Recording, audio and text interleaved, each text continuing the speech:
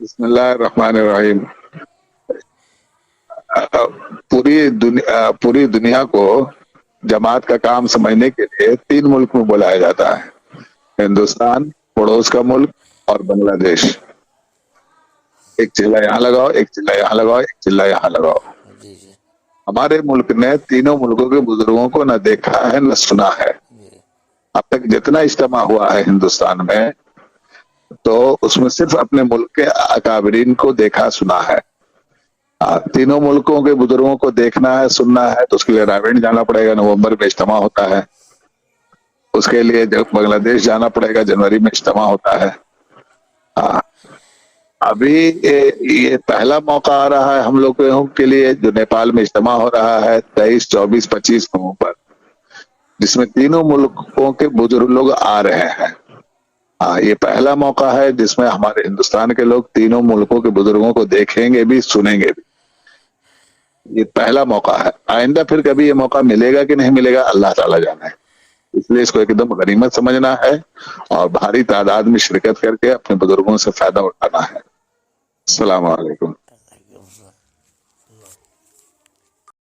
वो मशवरा गाह है, ये जमात वालों का खेमा है। मेहमान जमातें जो आएंगे उनका खेमा है। और ये तीनों मुल्क से आने वाले बुज़ुर्गों का खेमा है। ये जो पीछे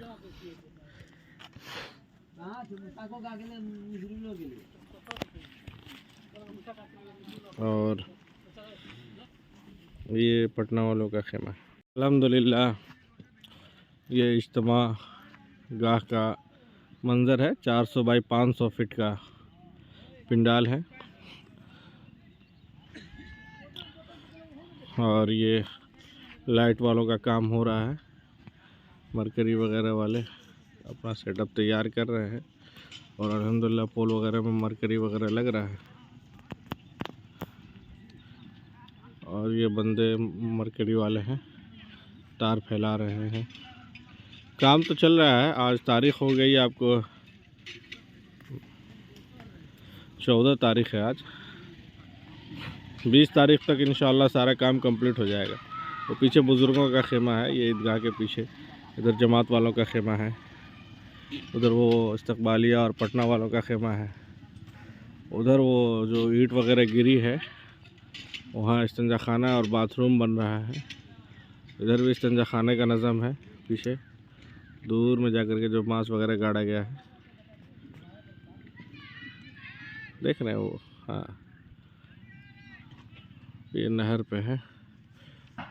पीने का पानी का टंकी वगैरह जड़ान कर दिया गया है। अल्हम्दुलिल्लाह सप्लाई वाला पानी आ चुका है।